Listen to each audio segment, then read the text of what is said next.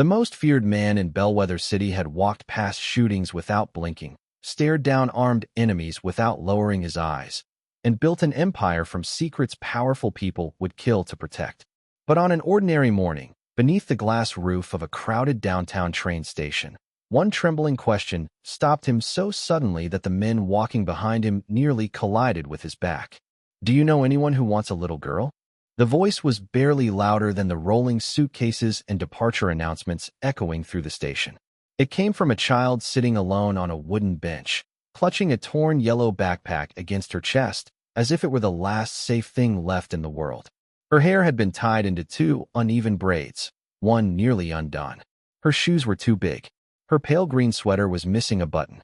Beside her sat a paper grocery bag holding a stuffed rabbit, 2 juice boxes, and a folded pink blanket.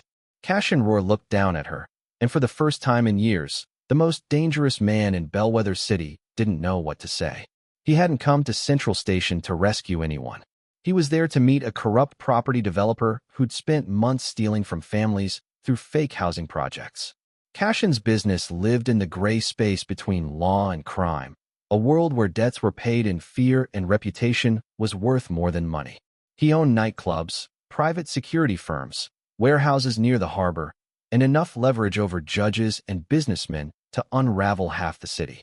Newspapers called him a suspected criminal financier. Police called him untouchable.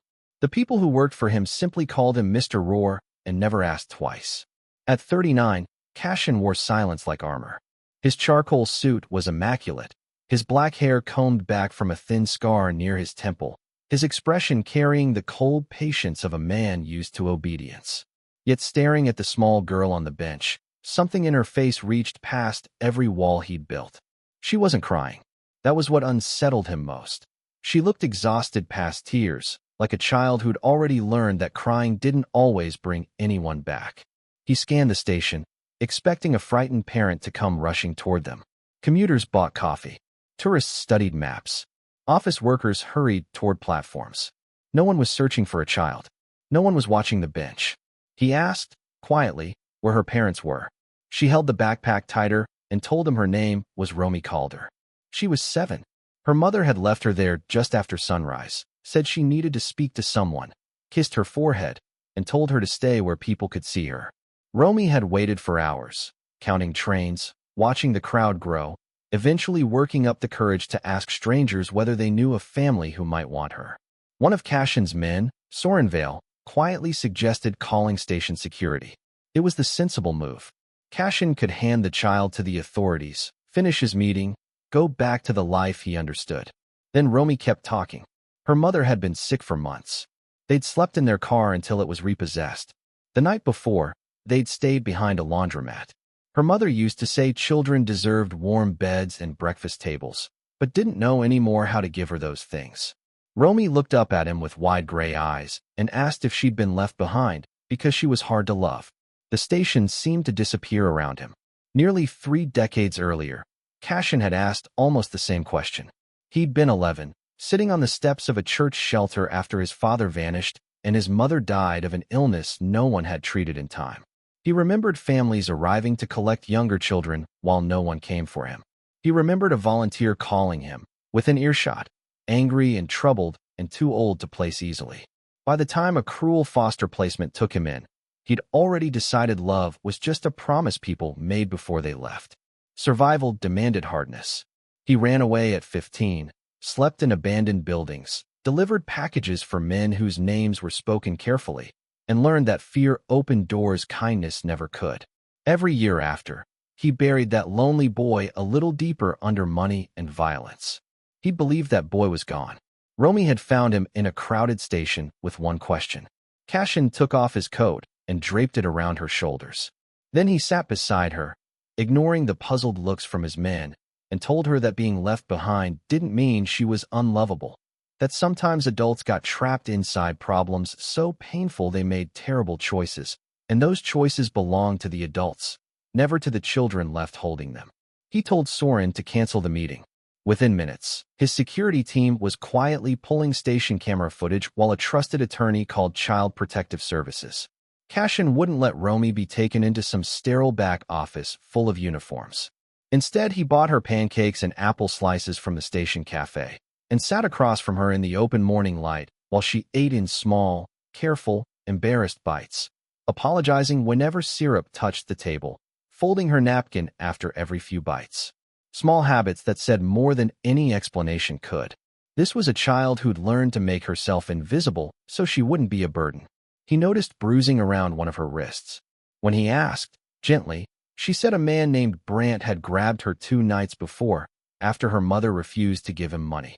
Brant owned a string of cheap apartments and let desperate people sleep in empty units for cash or favors. Her mother, Anessa Calder, had borrowed from him after losing her cleaning job. When she couldn't repay it, he'd started following them. The name Brant Kever was familiar.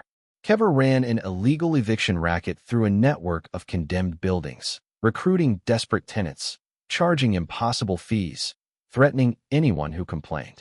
Cashion had heard the rumors and dismissed them as small-time cruelty beneath his notice. Now a 7-year-old sat across from him wearing his coat because one of those rumors had swallowed her entire life. Station security located the moment Anessa left. Footage showed her walking toward the north exit that morning, a gray van pulling up seconds later, 2 men pulling her inside in broad daylight before the vehicle vanished into traffic. Cashion's expression changed. Everyone around him recognized it. The stillness that came right before someone's world fell apart. He asked the police liaison if a search had started. Without a confirmed report, the officer explained, they'd need time to verify identities, pull traffic footage, establish cause. Cashion knew exactly what that meant. Forms, approvals, delay, while a frightened woman stayed in the hands of men who assumed no one important cared about her. He looked at Romy, who was arranging apple slices into the shape of a flower, and made a promise he'd spent his whole life avoiding.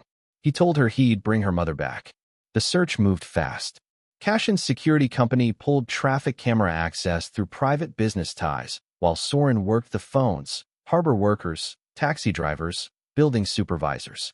The gray van turned up near the industrial district, and a delivery driver later spotted it parked behind an abandoned furniture showroom tied to one of Kever's shell companies. Cashion left Romy in the care of his attorney, a warm, steady woman named Tamsin Greer, who stayed with her at the cafe. Before he left, Romy pulled the stuffed rabbit out of the grocery bag and held it out to him. His name was Captain Button, she said, and holding him helped people feel brave. Cashion looked down at the worn little rabbit in his hand, one ear stitched with blue thread, a plastic eye missing. He wanted to say he didn't need it. The hope on her face stopped him. He tucked it inside his coat and promised to bring it back with her mother. The showroom sat near the river, its sign hanging crooked over boarded windows, broken glass scattered across the lot. Cashion arrived with Soren and 4 security officers, but he'd also called in a police detective he trusted, someone who could keep this from turning into revenge. His reputation had been built on intimidation. But Romy needed her mother home safe, not another cycle of bloodshed. Inside, Anessa was tied to a chair in a former manager's office, a cut over one eyebrow, bruises along her jaw, but conscious. Kever stood over her with 2 men, demanding she give up the documents proving his housing scams. She'd secretly gathered rental records, photographs, payment receipts, meant to bring them to a legal aid office. She'd left Romy at the station because she knew Kever was following them, and believed leaving her in public was the only way to keep her from being taken too. Kever's men weren't ready for Cashion and his people to walk through the front door in daylight. The confrontation was over in under 2 minutes. Security disarmed 1 man, while police came in from the rear. Kever tried to bolt through a storage room. Cashion blocked the doorway. For years, Kever had frightened people with no power, no home, no one to call. Now he stood in front of a man whose name frightened men like him. Cashion wanted to hurt him. Every old instinct screamed for it, to make Kever feel exactly what he'd put Romy and Anessa through. Then he felt the small stuffed rabbit pressed against his chest, and imagined walking back into that station with blood on his hands, trying to explain to a 7-year-old that violence had been his only answer. For the first time, he stepped back. Police arrested Kever and recovered records tying him to extortion, kidnapping, fraud, and a string of illegal evictions. Anessa was carried out into daylight that made her flinch, her eyes swollen nearly shut.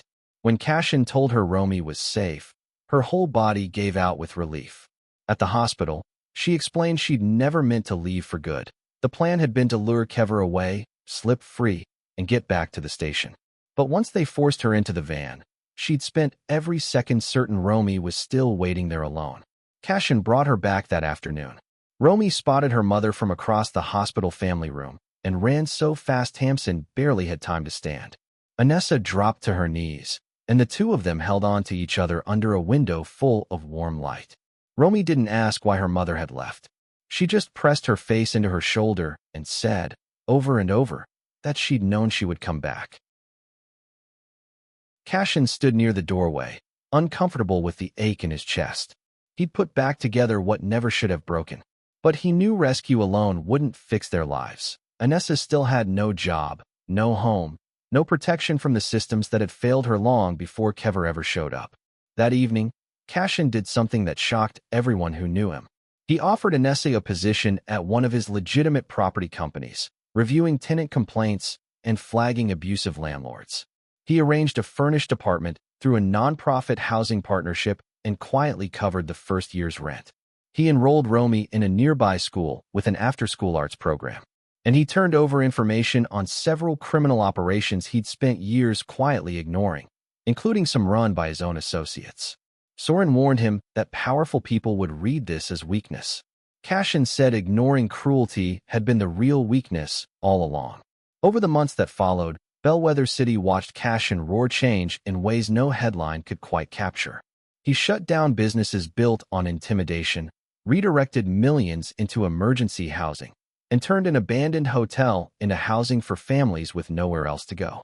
He didn't become innocent overnight, and he never pretended the good he did could erase what came before it. But he started cooperating with investigators and living with the consequences of the empire he'd built. Some of his old allies walked away. Others made threats. One morning, a bullet shattered the window of his car outside his office. He kept going anyway. He'd spent his life believing power meant making people afraid of him. Romy had taught him that real power was making frightened people feel safe. Sometime later, on a bright spring afternoon, Cashion visited the newly opened Calder House Family Center. Children painted at long tables by the windows while parents talked with housing counselors and employment advisors. Anessa, now the center's assistant director, moved through the room with a confidence he'd never seen in her before. Romy spotted him at the entrance and ran over clutching Captain Button, whose missing eye she'd since replaced with a shiny black button. She showed him a drawing, 3 figures under a yellow sun, herself, her mother, and a tall man in a dark suit holding a stuffed rabbit. Above them, in uneven purple letters, she'd written, "The day nobody got left behind." Cashion looked at it for a long time. He'd always imagined redemption would feel dramatic, like escaping punishment or beating an enemy. Instead, it felt like standing in a sunlit community center while a child trusted him enough to put a drawing in his hands. Near sunset, Romy asked whether he'd ever found anyone who wanted a little girl. Cashion knelt down so they were eye to eye and told her she'd never needed to be wanted by strangers. She already had a mother who loved her beyond measure, a community that would look out for her, and one unlikely friend who would never again walk past someone asking for help. Romy wrapped her arms around his neck. Cashion closed his eyes, and somewhere inside him, the lonely 11-year-old boy finally stopped waiting for someone to come back. People in Bellwether City would go on arguing for years about the exact moment Cashion Ror changed. Some said it was when he refused to hurt Brant Kever. Others said it was the family center, or the day he handed over the secrets that had protected his empire. But Cashion always knew the truth. His life changed on an ordinary morning inside a crowded train station, when a little girl with a torn backpack looked up at the most dangerous man in the city and asked whether anyone might want her. She never realized she hadn't been the one waiting to be rescued. He had.